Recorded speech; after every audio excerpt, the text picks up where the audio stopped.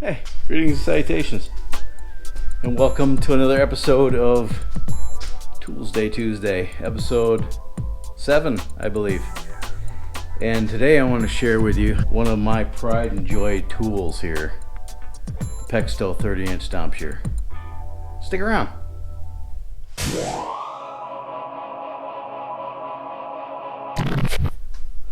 So I was thinking of several different topics for today's video, and this is one of them.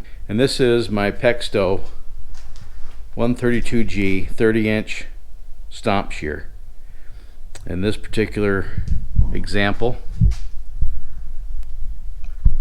was made in 1940, May of 1940. Made by the Pexto and Wilcox Company of Southernton, Connecticut, USA. The way this machine works, if you don't know, is that you put a piece of metal in here. This one's rated up to 18 gauge. So you put a piece of metal in here. See if I can find a piece of metal. So I got a piece of 20 gauge here. I found a Pexto catalog from 1947 online. In the Pexto catalog, they call this a squaring shear. Basically, it's like a big scissor, right? So you put a piece of metal in here. In this case, I have a piece of 20 gauge that's left over from the bus build, and you slip it in here. Like, say I wanted a 6-inch long piece, right? Put it in there. Then this little treadle down here, I'd put my foot on it and push down, and as I push down, this piece comes into contact before the shear does and holds the piece in place. Now I get up on it and throw a little ass behind it. Piece drops off.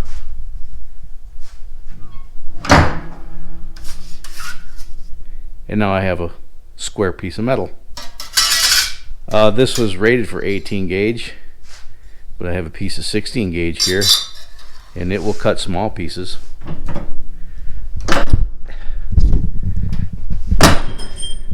Although I think that's probably why both the pivots have been broken and replaced at some point in time.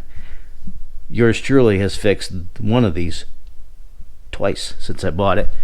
And which is why I suspect when you find shears of this vintage, you know, shears that were made in the 30s, 40s, and 50s, most of these treadles have been replaced with shop-built pieces instead of the cast iron pieces that are like this one. Most of them are broke, is what I'm trying to say. This one I bought off of eBay before eBay turned into Amazon Lite, and I was living in Michigan at the time. I think it was 2000, probably 2001, 2002 that I bought this. I got it out of a warehouse in New York. And there's two reasons why I bought this machine. Number one, I needed a stomp shear, and this is just a cool old tool, man. It's just cool and old and cool. This one fit the bill. It was small enough, it fit into my shop. Typically you don't see shears of this size anymore because the stock, it's hard to find 30-inch stock anymore. There's a lot of them. A lot of these stomp shears are 36 and 50 and 48 and 42 and 52, much larger. I think I paid about $300 and it was like $50 to ship it from New York to Michigan. This one's seen a lot of use. It's not perfect, but it does what I need it to do. So originally, this probably would have been gray. It was gray when I got it, in industrial coating, and then the material hold down part was yellow. You know, warning, keep your fingers out. Somebody had added this piece of plexiglass to keep your digits out. This would have been done by the shop. This wasn't something that was offered by Pexto. And in fact, on the 30-inch models, this was not, as best I can tell, this was an option. This didn't come with it. Notice these bosses here. There was an extension that came out probably 2 feet that provided a place for a front stop, so you could put material in here against a front stop. This could be up against a wall, but most of these front stops were removed and discarded because they impeded access to the treadle. And they also came with a backstop, and that would attach here. There's a couple of bars with gradients and a backstop that fits on this bar that can be adjusted in or out. Let me set that up for you, and I'll show you what that looks like. You see the gradients on there, and then this end slips into there.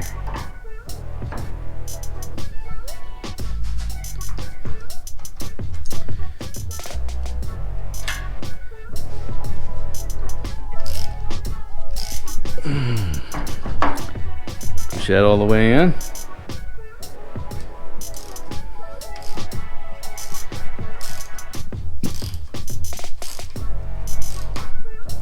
Same thing on this side.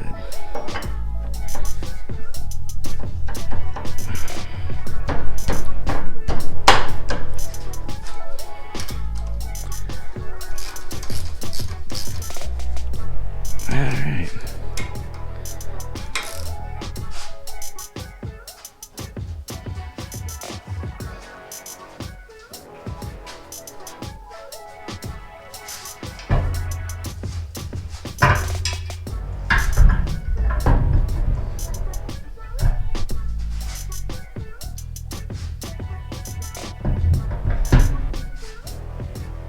Now the backstop, as you can see, provides a stop for the material to hit, so you can make repeated cuts, and that's adjustable by turning these knobs.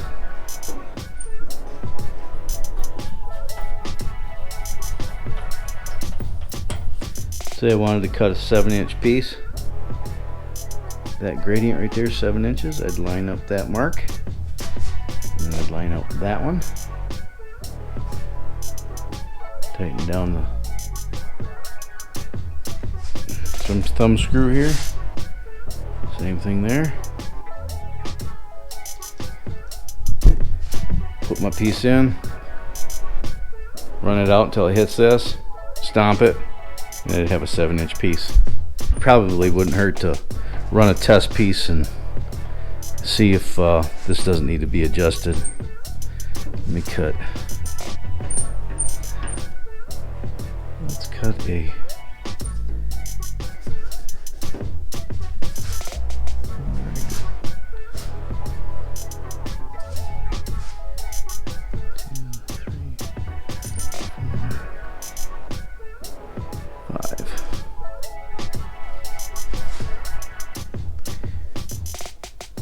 Let's see how accurate this is.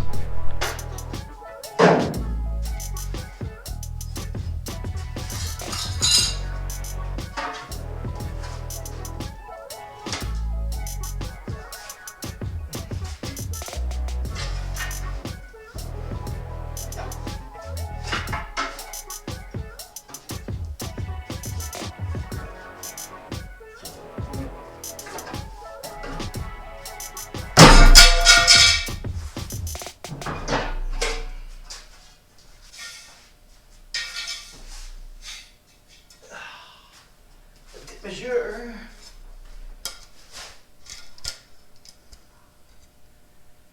It needs to be adjusted. It's in 3/16 of an inch off. That's okay. I don't use the backstop too often, but you can see it makes nice cuts, even for like a 79-year-old machine. Not too bad. I love my little Pexto 30-inch stomp shear. If you want it, you can buy it at my estate sale after I die. Yeah, that is if my kids don't want it. And I don't know if my boys will, but I think my daughter might actually get into that. In the 1950s, Pexto was bought out by Roper Whitney, and Roper Whitney owns the name Pexto now. I'm not even sure if they still make tools in Connecticut. There's no way for me to, not that I know of, and if you know differently, please comment in the comment section. I would love to know who the original purchaser of this machine was and what it was used for. I'm fairly certain I'm not the second owner. And like I said, this machine's seen a lot of use, but to get into a machine like this, probably for a good usable machine, it doesn't require a whole lot of maintenance to get up and running. Probably $300 to $700 range. But most of the shears that you're going to find are going to be at least 36 inches wide. Just because the materials that these are used for, the stock comes in 3 foot length, 3 foot widths now instead of 30 inches. 36 inch stomp shear can run you over $1,000 easily. I got this one, like I said, in 2001 or 2 for $300, about $50 to ship it dock to dock. Not too bad, and I've been using it ever since. It doesn't get a whole lot of love anymore, but probably about 8 or 9 years ago, I took it completely apart, lubricated it, cleaned it all up. It had a lot of surface rust on it. The paint was beginning to flake off of it, and I painted it with POR 15 rust preventative paint. And the reason why I used POR 15, not only for the rust inhibiting capabilities of that paint withstanding, but it's a very durable paint. I just wiped that thing down with lacquer thinner and it didn't even touch the paint. I just took a wire wheel and wire wheeled this and polished it with a wire wheel, and it was only after I did that I noticed that there was inch gradients here in the surface of the bed, which I thought was neat. Good to know. That's today's featured tool on Toolsday. I hope you found this video entertaining and informative, and if you did, hammer away at the like button. Just smash it to smithereens. If you thought it sucked and you hate my guts, just freaking hammer away at the other one. Either way, it was okay with me. If you did like the video, I'd appreciate it if you shared it with your vast social media network. That helps the channel out immensely. And what else? Oh, underneath this window is a subscribe button. Click on that subscribe button, and then right next to it's a picture of a bell. Click that bell icon and you'll be notified of future uploads. Because who wants to miss a Toolsday? I'm telling you, they're awesome. By sheer coincidence. The knife giveaway. At the time of this recording, it's not quite Tuesday yet, and I'm going to shut the knife giveaway off at 5 o'clock Tuesday. You're seeing this on Tuesday, so the contest is open until 5 o'clock Pacific Standard Time. For you on the East Coast, that's 8 o'clock p.m. And then I'll make the giveaway video Tuesday afternoon. You'll see that on Wednesday. So tomorrow you'll get another video, and that'll be the knife giveaway video. So appreciate all you guys that commented in the comment section, winner chicken dinner. If you don't know what I'm talking about, one of these two videos up here, up in the little eye, the circled eye thing up there in the top, I think it's in the top right hand corner of this video. Click on that and it'll take you to both of those videos, so you'll have a better understanding of what the heck I'm talking about. But right now, I told my wife 30 minutes ago to give me 20 minutes to get ready to go get some barbecue. We're going up to Mountain Springs and we're going to get some barbecue. So until next time, you have fun, stay safe, shoot straight, keep your powder dry, and have a splendid day. Thanks for watching. Bye now.